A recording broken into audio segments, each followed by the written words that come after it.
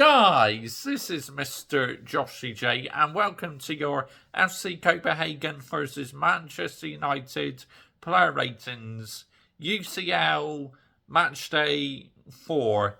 Now, if you're new to these videos, what I do is I give the starting 11 a rating, the substitutes a rating, Erik ten Hag a rating, and the team a rating for their performance. Now, if you like my ratings, great. If not, then I'm not bothered one bit because I am back for Luton Town. Yep, so let's start off with the goalkeeper. Just before I get started, I just want to give a quick breakdown in the game. Look, we could not have started any better, 2-0 up in cruise control. Rasmus Højlund scoring both goals. I mean, I couldn't believe it. We're actually 2-0 up in a football match. That was absolutely unbelievable. But then, once Marcus Rashford's got that red card, it all went wrong, really.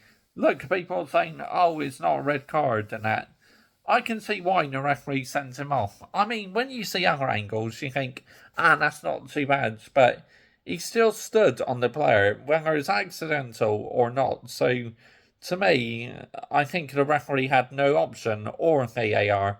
But, obviously I was so angry after the game last night. I didn't really mention the goal scores and that. Obviously, Bruno scored the penalty, which that's a very good penalty. And I was thinking, oh, great, maybe we could nick it. But then, when it all went wrong in the end was when Rasmus Højlund was taken off and Erik ten Hag put Mason Mount on as a false number 9. I do not understand that whatsoever. Look, this defeat is not all Erik ten Hag's fault, but I stick by what I say. Erik ten Hag is out his depth. So, I definitely want ten Hag to go. But like I said, it's not always fault on the defeat, but he needs to play a big part in it and the players as well. So, I just want to give a quick breakdown. Right, let's get on to ratings.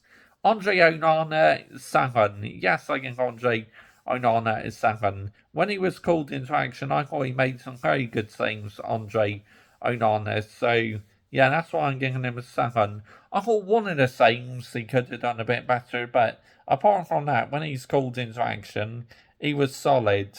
Right back, and Wan-Bissaka, I'm going to give him a 7. I thought his attitude was spot on, putting his body on the line. We've definitely missed him while he's been injured, and Wan-Bissaka. So, 7 for Wan-Bissaka.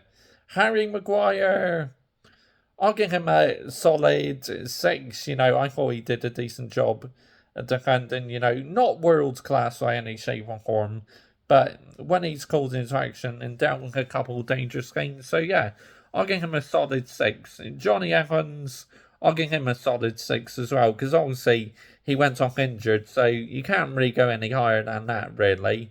Diego Dalot, now, obviously, I'm going to give him a 4, because the reason for that was because that second goal, what Copenhagen scored, or third goal, was absolutely criminal. Just ball watching, standing off his man, nowhere near good enough that by Diego Dalot. He's got to be doing better than that.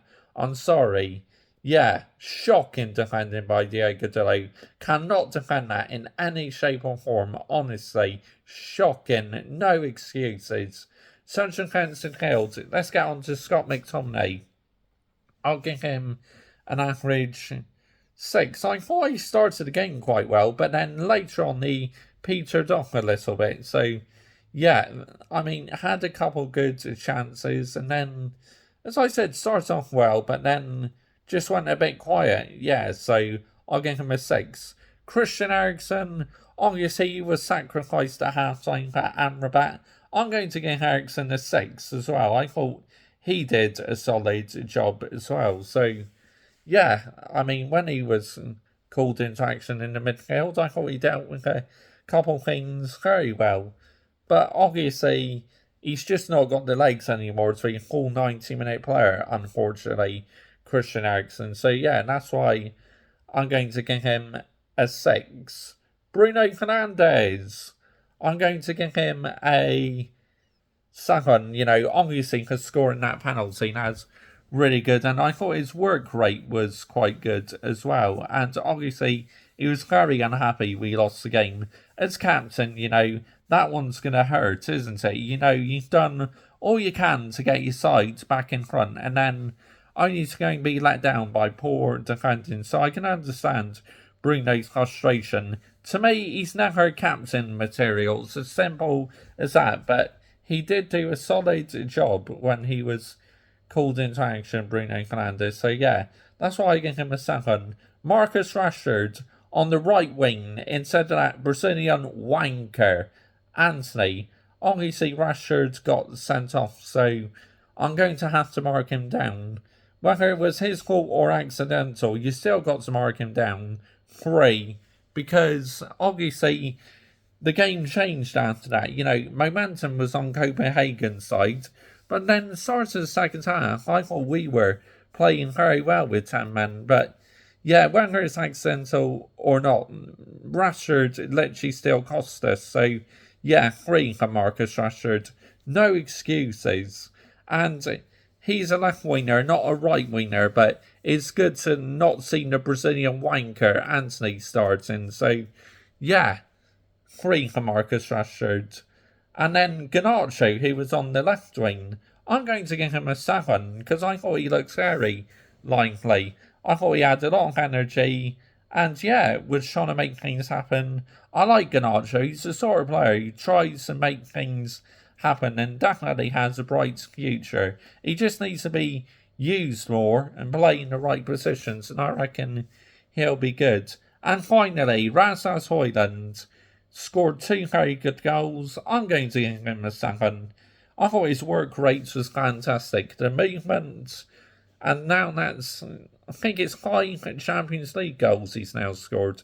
See, he's scoring in the Champions League. We just need him to score in the Premier League now. It's as simple as that. If he can score in the Premier League, he's going to be absolutely outstanding, Rasmus Højlund. So them 2 goals, one was more like a tap-in, but the first one was definitely a very good goal because he got into great position. So, yeah, 7 for Rasmus Højlund. Let's get on to the substitutes. Amrabat, 4. I thought he's very shaky when he come on. He was not great at all, Amrabat.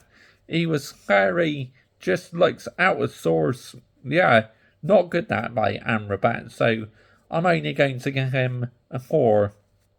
So let's get on to, Mason Mount. Now, he come on as a false number 9, so I'm not going to blame him one bit. I'm going to give him a 6, because you can't really give him a rating because he come on so late. Raphael Varane, 4. I thought he did not have the legs at all. And him and Maguire together just did not look comfortable. When Varane is with Lindelof, that partnership is outstanding. But Maguire and Varane just did not work out for me. So yeah, that's why I'm only going to give Raphael Varane a 4. As I say, if you like these ratings, great. If not, then I'm not bothered one bit, because I am back for Luton Town with a preview on tomorrow morning, and then a match reaction on Saturday, and then player ratings on Sunday. Yeah, so hopefully you like your ratings. So if I say, I'm not bothered one bit, because I'm back for the next game. So right, let's get on to Erik ten Hag and the team selection. Erik ten Hag and the team selection, I'm going to give a 8 out of 10, which I usually give, because I think he picks good lineups, but it's just the team does not always perform. And the team's performance, now, the way we started the game and that, 2-0 up, it's looking like it's going to be an 8 out of 10 for the team. But as we conceded them 2 goals and switched off, 2 out of 10. You have to mark the team down. That's nowhere near good enough by Manchester United. A complete bottle job, honestly. I'm absolutely raging about it. Not happy at all. So that's the player ratings done. Let me know your ratings down below. And as I said, I'll be back for a preview tomorrow morning for the Luton Town game. Saturday for match reaction, then Sunday for player ratings. yeah, look, we are a step closer to exit now, unfortunately. It is what it is, but yeah, I'll be back, as I said, for Luton Town. Bye-bye.